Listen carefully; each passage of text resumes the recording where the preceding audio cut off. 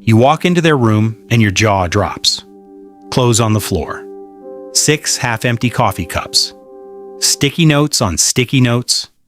Books cracked open and left face down like they got abandoned mid-sentence. And yet, this person is running laps around everyone intellectually. That's not a coincidence. That's neuroscience wearing a dirty hoodie.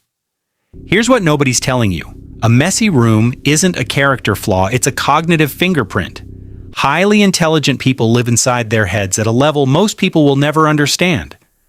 Their brain is constantly running background programs, processing ideas, chasing connections, looping back to problems they haven't solved yet.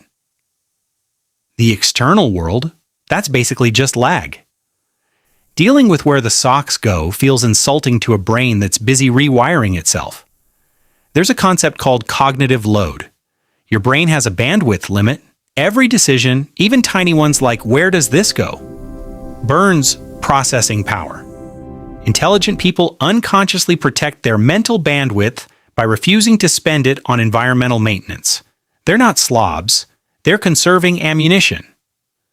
Research out of the University of Minnesota found that people in messy environments actually produced more creative, unconventional thinking than people in tidy spaces.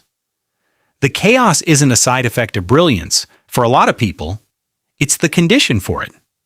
Disorder signals to the brain? Rules don't apply here. Think freely. But let's not sugarcoat the whole thing, because there's a shadow side too.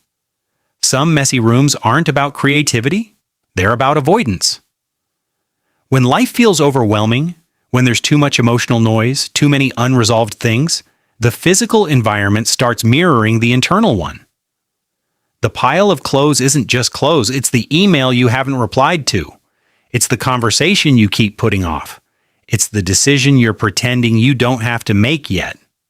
For people who tend toward anxiety or depression, both of which correlate strongly with high intelligence, by the way, clutter can become a trap. The mess makes you feel bad. Feeling bad kills motivation. No motivation means no cleaning, more mess, more shame. You know the loop. Psychologists call this behavioral paralysis. And it's sneaky, because smart people are excellent at rationalizing it. I know where everything is. I work better in chaos. Sometimes that's true. Sometimes it's a story you're telling yourself so you don't have to face the fact that you've been treading water for 3 months.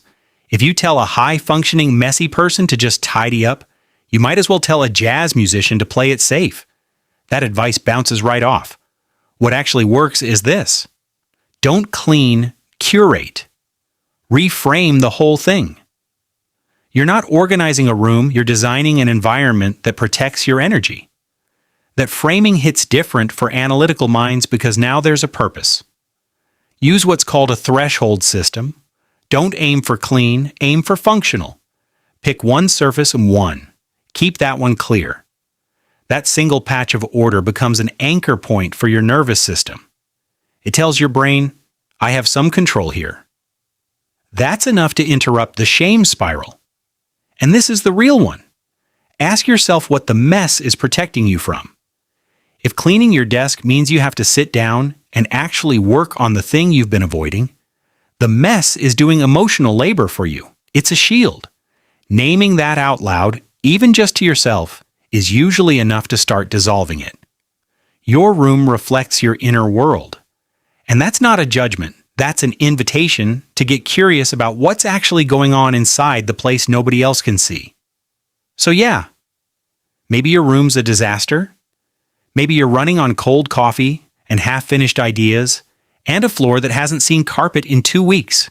That might mean you're protecting your genius. Or it might mean you're hiding from something. Only you know which one it is.